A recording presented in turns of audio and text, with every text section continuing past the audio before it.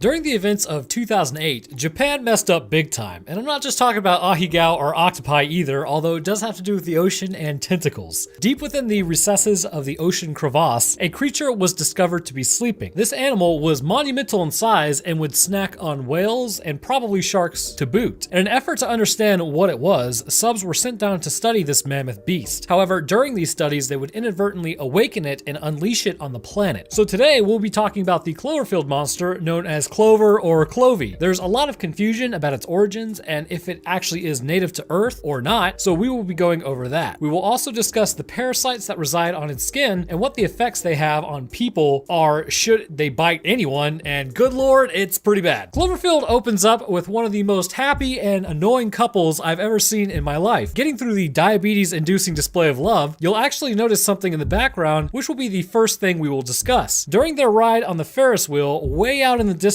over the ocean, you can actually see something drop into the water. This is thought to be the monster or maybe an egg that it was hatched from, but according to J.J. Abrams, this was actually the satellite that was being used to study the Cloverfield monster. And to kind of learn about this, we're going to have to go into the manga momentarily to set up the events prior to what happened in Manhattan. In the actual manga, which it might be manga, but I'm just going off what Filthy Frank said, the creature is very much so originating from Earth. Upon discovering that the creature was actually down in the ocean, they began to sort of harass it to a marginal amount, which actually causes it to wake back up and completely destroy the submarines around it. As it ascends from the dark depths of the ocean, it destroys the oil platform above it, which was actually a research facility. The monster then makes its way across the ocean. When it enters the surrounding waters of Manhattan, the satellite that was being used to track its movement ends up crashing into the planet and landing into the ocean itself. Now, I just want to note something here. The Cloverfield monster is canon to Earth as of the movie Cloverfield, and that being said, the Cloverfield paradox kind of brings up the point that the creature may have originated from another dimension, or was somehow awakened by the actual experimentation happening on the ISS with the God particles. To keep things concise in this video, we will be operating under the original lore that this creature is native to Earth. However, Paradox does show us some interesting things, which we will discuss a little later on. But first, for anyone who hasn't seen Cloverfield, let's get you up to date on what happens. With the Cloverfield monster swimming in the waters near Manhattan, it doesn't take long before it surfaces. After Rob and Beth split up, Rob is bailing out of the whole country as a result. But before he goes, his friends and brother throw him a going away party. As they are all getting hammered, Beth shows up with another dude, which when I watched this when I was like 12, I was like, oh, I guess that's how adults act. But now that I'm an adult, what? Why in the name of all that is holy would you show up to like your ex-boyfriend's going away party with another dude and it's at his house? Honestly, I think she should be eaten by the monster. But anyhow, as they are partying, eventually an earthquake is felt and the whole power grid shuts off momentarily. During this point, everyone goes inside and power is restored. They watch the TV and see that an oil tanker was attacked in the river, or that it had exploded. Figuring out that they can actually see the river from the top of their apartment building, everyone runs up on the roof to see what's happening. While on the roof, they notice a huge explosion a little further away that flings debris towards them. As they run back inside and back downstairs, they are met with a Statue of Liberty head being flung at them. The Cloverfield monster, originally thinking it was edible, attacked it, and upon discerning that it was non-digestible, flung it into the city. And this is where things begin to go absolutely haywire. The creature enters the city and in the process destroys many buildings and landmarks. The group makes a run for it, but not before being told by Marlena that the monster was actually picking up people and eating them. And I mean, really, it's actually any animal that was caught in its way was eaten. Considering it was making its way down Broadway, horses are assumed to be included in this as well. Continuing on, the group attempts to follow everyone else and make their way out of the city on Brooklyn Bridge. While crossing, however, Rob gets a call from Beth and she sounds a little distraught distress, which actually I'm pretty sure everyone is a little distressed at this point. He decides to hold up and talk to her, or at least try to, while the Cloverfield monster passes underneath the bridge. You can actually see that people and cars on the lower level of the bridge are freaking out and began to run before people on the top section notice. A lot of people seem to think that the bridge breaking was actually intentional, but this was just the tail of the monster as it moved by. However, Jason, who is Rob's brother, gets caught in the tail whip and crushed instantly. This severs the support of the bridge, leading to its collapse. Retreating, the group runs to safety to a nearby store, where Rob is able to call his voicemail and hears Beth. He decides that he needs to go deeper into the city to get her. The group reluctantly follows, which would ultimately really kind of end in most of their demise. As they run through the streets, others try to stop them, but due to language barriers, they aren't able to understand. But it's not like it really matters, as everybody knows what's actually happening, considering you can see the monster from basically across New York. As they are running down the alleyways and then down a few city blocks, the monster appears and we get our first solid look at it. A huge gaping maw towering over the group. Its face almost looks like an anglerfish of the Mariana Trench, which gives credence to its Earth origins. But shortly after noticing, the military engages and fires everything it has at it. Tanks roll in with armor-piercing shells, but nothing seems to be working. In fact, all they really seem to be doing is aggravating it. The group descends into the subway where the real nightmares await. During an earlier portion of the outbreak, the media is shown videoing the monster as the military engaged. When they did, however, things began to drop off the skin. Seen only for a moment, these creatures were about the size of a dog and would attack people fairly successfully. After presumably ransacking the small area of humans, they too descended into the subway. Assuming that the subway was safe was probably a stupid idea, and the group decides that walking the tunnels is a much better plan than being on the surface where the monster is roaming around. And I mean, you know, they could still hear the footsteps, so maybe it wasn't like the worst plan in existence. But while walking, they turn on night vision to see exactly what the noise is that they are hearing, and on the ceiling, these creatures that dropped off the monster were crawling. They break off in a sprint, but are quickly caught up to. After a short confrontation, Marlena is bitten quite deeply in her shoulder. This would ultimately prove to be her undoing. Not knowing better, Rob would pour water onto the bite to clean the wound, and inadvertently this would speed up the process. As they moved into the mall from the subway tunnel, Marlena begins complaining about getting dizzy, and then she starts acting a little strange. The military finds them and pulls them into the medical area, where Marlena's symptoms begin to speed up. It isn't too long before the medical personnel realizes that she was actually bit. As they are pulling her into the quarantine area, we can see the outline of her, and then she explodes internally. We know this happened because as they entered the medical area, a soldier can be seen who was bitten, and his abdomen was torn open from a clear outward pressure. But don't worry, we will be getting to that as well. I have a pretty good theory, I think, on it, but that's going to be a little later on in the video. Deciding to press on, Rob, Judd, and Lily continue on to Beth's apartment. Finding her building leaning against another building, they climb up to the top and rescue her from the piece of rebar that had impaled her. All the while, the monster is still moving in the background. They run off until they find the military checkpoint that they were informed of earlier. Lily gets on the helicopter first and takes off, which ultimately results in her successful evacuation. The second chopper takes the rest of the group, but apparently they got the world's worst pilot. Instead of flying, away from the monster, Mr. Curious over here decides to follow the path of it and assume that the towering monster couldn't, maybe jump. After a run on the monster using ordnance, they assume that it was taken out, to which the monster ends up biting the chopper blades off, yeeting it towards the ground. All except the pilot survive, but this is just momentary. The helicopter is clearly something that the monster directed its anger at after it got hit with ordnance, so it goes to the area it crashed in Central Park, which is like 3 steps for it. Beth and Rob apparently were still in the wreckage or further off, and Judd is standing alone in the open. As he's underneath the monster, it doesn't notice him at first, but it doesn't take it long. It ends up attacking him and then biting him in half. As Beth and Rob seek cover underneath the bridge in Central Park, they are pretty much out of time. The bombing sirens begin going off in the distance, which I have to be honest, they should have probably been going off when the monster attacked, as that's a general all-purpose, yo, something bad is happening over here kind of noise to warn you that it's time to leave. Anyhow, the military enacts the Hammer Down Protocol. After the island was evacuated, which was considered a success due to the millions of people pulled out of the city by helicopter, bridge, or tunnels, unfortunately some would invariably be left behind, like Rob and Beth. This protocol was enacted as a last resort when the city could not be saved. At 6:42 a.m., MK-82 General Purpose Ordnance were used on the creature. 80 of these ordnance were deployed by a single run of a B-2 Spirit craft. These significantly heavier ordnance ended up breaking through the creature's tough exterior and destroying it, ending its rampage through the city. And at the end of the movie, you can actually hear that Beth and Rob are possibly still alive, just buried in rubble. However, this is not confirmed, but they mention that the creature is still alive, but in fact, this was disproven by J.J. Abrams, and it is canon that it is completely dead. So with New York completely destroyed and this creature now downed, how was it able to survive shot after shot, blast after blast, before ultimately bunker-busting ordnance had to be used to break through it? So let's take a look at that biology. First thing we need to establish is this is actually an infant of its species. Crazily enough, this creature awoke from its slumber and is a smaller, younger version. And even then, humanity could barely contain it. In fact, humanity may have made it worse because while we were attacking it, this caused the infant pain, and this, along with its disorientation, caused a lot more destruction in the surrounding area. We know this creature is also young because during the Cloverfield paradox, we see what an adult actually looks like, and these particular creatures easily burst through the cloud layer, indicating that they are several thousand feet tall, and at that point, short of a nuclear option, this creature would continue to ransack any planet. But what are the parameters for the young, or at least the Cloverfield monster that we see? Well, this monster currently stands at 240 to 300 feet tall, and this comes out to 73 to 91 meters tall. However, this is its leaned over appearance. In reality, it can stand to about 350 feet tall, which comes out to about 106 meters, or a tenth of a kilometer. And speaking of kilometers, the length of the body is about 12,000 feet or 365 meters, which is a little over a third of a kilometer. Seeing its large size, this would put the creature at about 5,806 metric tons. The creature also has a gaping maw, which is 15 feet across and 35 feet tall, or 4.6 meters across and 10.7 meters tall, easily able to fit large prey or really an entire group of humans. The longest tooth within the mouth is said to be about 5 feet or 1.5 meters in length. The monster is a quadrupedal animal on the ground, but is an avid swimmer in the ocean, seeing as that's where it originates. It is equipped with a long triforked tail that would be used to move itself through the water, much like an alligator or a crocodile moves. However, even while under the water, it still utilizes its limbs to latch onto the surface of the ocean bed. So starting with the hand feet, the double-jointed limb pair is actually longer than the other two. These creatures have multi-fingered hands or feet that bend backwards so that the creature can utilize its fingers as toes. And that's how I'm going to relate those two things. The double-jointed squat legs are powerful enough to actually support this creature on land, which is actually kind of fairly odd. So a side tangent for a moment, there's a good reason why elephants are only the largest creatures on land when we can have creatures the size of whales in oceans. As a creature continues to grow in size, it must adhere to biological constants. An elephant can only be as large as it is because of the constraints of gravity, and if it were much bigger, it would need more air, or at least the oxygen in the air, which we just don't have. Animals in the ocean can get much larger because the water actually supports this weight. But you know, we have found fossils of giant animals on land in the past, but all I'm saying is that when a whale comes up on land, even though it breathes air, the beaching of itself can actually crush it due to the water no longer supporting its weight. But I would want to say this, the third thing that's kind of interesting, you know, you have quasi big animals on land, much larger animals actually in the water, but there's something called deep sea gigantism, which is actually in the lower portions of Earth's oceans. You've got creatures that are monumental in size, like say a giant squid, which actually does fight with whales on a common basis. In fact, I think they said there is a battle taking place between a whale and a squid every 15 minutes on Earth, and typically those squid can be monumental in size, and they all actually live down in the deep sea trenches. But anyways, this creature, I imagine, would suffer the same fate as soon as it got on land. Upon exiting the water, it would no longer be supported and would falter under its own mass. Fingers would break, and then arms, and not to mention the air would be too thin, leading to hypoxia in this creature. So all I'm saying is, we will get to why it is as large as it is, but this would for sure cause an issue with its emergence from the ocean. Anyhow, these legs are able to support the weight as stated and allows it to move relatively quickly for its size. Each of its feet are roughly about 30 to 40 feet in length, or about 10 to 13 meters, which is going to be about the size of a city bus. The overall skin of this creature is a white pallor. This is explained because of its deep sea origins. As we know, no light reaches the trenches of the ocean, and it is the darkest dark imaginable. Because of this, melanin is not really all that necessary, giving the creature this color. And on the skin, there are many parasites which will be covered. The head of this creature is fairly interesting. The sharp bony features and two eyes with pupils large enough to almost completely obscure the sclera from view. This would likely be due to the necessity to scrape together any piece of light underneath the ocean so that it could see, or it could see the light put off by other prey utilizing bioluminescence. However, this would mean it would have an extremely difficult time on the surface of the planet. The sun is bright, if you didn't know. And if you've ever gone to an optometrist and you know, they sort of dilate your pupils, walking outside can almost be painful and induce a pain response from the actual light entering your eye. This is because your eyes must constrict to limit the amount of light coming in, and when they can't, it's almost too much. With this absent with the Cloverfield monster, it would be able to see great at night, but any explosions or the sun coming up would almost be blinding to this creature, further scaring it. Its face has membranous sacs on each side of its head behind the eyes. Some seem to think that these are ears listening or picking up vibrations, but if you've ever caught a fish, you can see the gills working overtime to get water past the gills even though it's air. I would assume these to be sort of like gills that help it breathe air. Considering this is what we see on the creature that is also in the same area that some gills would be, and the fact that it is able to venture onto land means it would need these membranous sacs to capture air to utilize oxygen as the water is no longer flowing over them. The mouth of this creature is absolutely insane. Lined with massive teeth, it is able to basically crush anything and eat anything in between these jaws. But a question remains. If the arms are so large along with its mouth, how does it capture smaller prey? And this might not be something you think about, but if you have hands the size of a house, it's gonna be really difficult to grab something that's small. Like imagine if you had a bunch of ants on the ground and you are hungry. How difficult is it to grab some with your mouth? Well, the Cloverfield monster has an answer to this problem. Tucked between the monster's legs, and I know that's a sentence that nobody ever wants to say, there are two external esophagi. A lot of people actually assume these to be an extra set of arms, but actually these are used to wrap around victims that are much smaller than that. This would be invaluable in deep sea especially. Problem with the ocean is that if you don't have a good grasp on prey, it'll get away and you might not find it again. So much like the giant squids fighting whales, they will wrap these tentacles around their prey and hold on while they bite. In particular for Hud, the esophagi are used in conjunction with the bite simultaneously, which results in him being bitten in half, which is, ow, that seems like it hurts. That's like when you're fighting the hive mind from Dead Space and you screw up using the line gun and Isaac gets ripped in half. Oh god, that hurts. But the esophagi also have teeth-like projections, and that can be used to secure a solid grasp on the prey. As Marlena had mentioned, after the monster moves through the city, it uses the esophagi to pick up horses and people alive and eat them. Getting back to the skin of this creature, it is extremely resilient due to the deep sea pressure and the nature of what this creature eats. This thick, tough skin surrounding it is resistant to all projectiles and even armor-piercing rounds. After all, it must withstand the several hundreds of thousands of pounds of pressure deep under the ocean and be able to deal with the lack of pressure on the surface without succumbing to these changes. The only thing that it was able to pierce its hide was the super heavy ordnance, of which multiple had to be dropped onto it. But I know what you're thinking. Alright, so the biology of this creature is interesting, but where did it even come from? This creature actually appears to be native to Earth due to its morphological traits, but in the Cloverfield universe, it is different from other beings. While most animals feed on other animals, this creature cracks open the surface of the seabed and feeds on what's called seabed nectar. What is seabed nectar? I am glad you asked. Deep under the ocean, this material was discovered, and when tested on humans, it turned out to be edible. However, it is highly addictive. Despite the addiction qualities, it can cure disease in humans and has health benefits that surpass our own medical technology. It also has a drug-like effect on the brain, bringing on waves of pure happiness. When consumed by the Cloverfield monster, it increases cellular activity and growth, and it's assumed that it also does this in humans, which are those health benefits that I was talking about. But because of this, as the presumably smaller creature ate this nectar, it grew in size, and as it grew, it entered a state of slumber more than likely due to the metabolic constraints until finally reaching the size that it is now. That said, there are also creatures who consume this nectar as well, but will not grow as large as the Cloverfield monster. So I'm gonna make a comparison based on what I see. The Cloverfield monster's origins may very well just be the anglerfish that consumed seabed nectar, and the parasites that exist on it are actually sea lice. And if you don't know what that is, have you ever been to like the beach and you get out of the water and you can feel things all over your body biting you, but you don't see them? The only way to get them off is to actually shower. So these guys are basically the sea lice. They're little parasites that latch onto your skin and then bite you, and it's really annoying. But these comparable sizes would make sense considering the size differences we see between these two animals pre-seabed nectar consumption. But speaking of biting, these parasites, what exactly do they do? Well, the parasites are roughly the same weight and height as a dog, and interestingly, they actually hunt in packs, it seems. But, well, at least when it comes to humans. They have 10 legs in total, consisting of 6 spider-like, double-jointed limbs and 4 pincers on the top and back of their bodies. The jaws of these creatures are very large and possess pale gray skin with multiple black eyes, just like the Cloverfield monster. Their hunting method is to listen for vibrations from afar and hunt down the creatures that they hear. They will trap and surprise their prey concerning humans and animals underwater. Within their mouth, these creatures have teeth that are used to open up puncture wounds that lets in saliva that causes cellular swelling and rupturing, but also has another effect, which we will cover here in one moment. With Within the body of the parasite, they have high levels of seabed nectar, which in turn also increased their size and ability to grow overall. On top of this, it changed their forms, making them much more lethal in combat, with many military personnel succumbing to these attacks. But let's discuss for a moment why they exist the way that they actually do. We see when they attack and bite Marlena that Rob attempts to help by pouring water on the wound to clean it. This was actually a fatal error on his part. The saliva in the mouth is meant for something like the Cloverfield monster. With the thick skin it has, these teeth can pierce it and inject this saliva. After mixing with water, this would in turn cause a sore to rupture on the Cloverfield monster, which would actually release blood, which is then drank by the parasites. And this is much like how sea lice bite you in the ocean. However, after its size increase when biting a human, it still has the same effect. Seeing as the creature was underwater, the saliva would undoubtedly mix with the water in the ocean. And this is what makes it so dangerous. When it mixes with the water, it forms a chemical reaction that causes a quick burst gas. In the human body, it's unsurprising that the abdomen actually does explode. Within us are a lot of fluids, but the largest collection and softest area are actually the abdomen. After Marlena is bitten, the saliva mixes with the water they poured on it and then continues to move throughout the body. With it, in the abdomen and bloodstream, we see the effects in the brain somewhat. With the dizziness and disorientation happening, it's clear that air pressure is increasing within the brain, leading to this feeling, but more than likely in the ears as well. However, with all this reservoir of water in the intestines, the air pressure rises dramatically. In moments, and almost all at once, the reaction is nearing completion. This causes the person to swell up and explode through the path of least resistance, which is, like I said, the abdomen. But with this being the case, what sort of chemical might it be? Well, we know that the saltier water of the ocean exists near the ocean floor. As water cools, it sinks and gains salinity. One of the interesting things about this type of water is as salinity goes up, this is because of higher concentration with things like sodium. And you can actually have lakes of super salinized water at the bottom of the ocean, and if any animal actually goes into that, it'll instantly body them due to the chemicals like sodium that are in it. Well, let me ask you something. Have you ever actually seen how sodium, like pure sodium, reacts with water? If you haven't, you could literally blow your hand off if you were able to hold just a little bit of it and then dunk it in water. Sodium reacts violently with water, which may explain what's happening with the parasites. To protect themselves, the sodium may actually be encased in a mucus within the saliva. As the mucus wears away, however, the sodium becomes exposed, and this is why adding water is worse, because it may wash away some of this mucus. When the sodium builds up in the body, it may be a timed effect. Coming into contact with water in our bodies is almost rinsing off the mucus within the bloodstream, and this produces some gas bubbles at first, causing the dizziness. But as more and more sodium becomes exposed, and eventually larger chunks of sodium, this causes the explosion that we see, which is stated takes the path of least resistance, which happens to be the abdomen. It can be assumed that the parasites may acquire the sodium from water around them and concentrate it, or possibly from the crust itself, where they get seabed nectar from scavenging. The same sodium is then injected into the skin of the Cloverfield monster to burst holes in the skin so that they can drink the blood and the nectar that flows through the body as well. So overall, if I had to take a shot at it, I would say that the Cloverfield monster, who apparently is an ancient being and is also still considered in their infancy, judging by the size of the monster that we see in the Cloverfield paradox, originally may have been a normal animal such as an anglerfish, judging by the facial structuring. But through time and exposure to eating seabed nectar, grew to massive proportions, which we know is the case with this nectar due to cellular growth. The parasites that latch on and plague the military during the initial battle are simply sea lice that appear to have a secondhand exposure by being attached to the anglerfish, or perhaps a parasite similar that can exist at those depths. And given enough time, maybe they too would actually end up reaching Cloverfield monster proportions. But man, this was, I do believe, the longest video I've ever done. Maybe it might be the longest. But anyways, I hope you guys enjoyed watching. And if you did enjoy, leaving a like would be very helpful, and subbing is a great way to stay up to date on when I post. I'll drop my Twitter, Discord, Patreon second, and third channel. That's right, I do have a third channel. It's called Roanoke Games because I'm very original. But that's where I'll be posting all my live streams to make them kind of easier to find, so I'll put that in the description. And also, speaking of patrons real quick, I'd like to thank a few of mine. Up first, our two scientists are Skilt and Trey Wendenall. Thank you guys for your support. And next up, our residents are James Wiley, Robert Plattner, and Some Red Dude. I also thank you guys as well. And to the rest of my patrons, your support is massively appreciated because currently YouTube, as well as basically everyone else in the economy, we're all experiencing the same thing, which is a mild depression. So your help goes a long way, and like I said, it's greatly appreciated. But at any rate, I want to thank you guys for watching, and I will see y'all in the next one.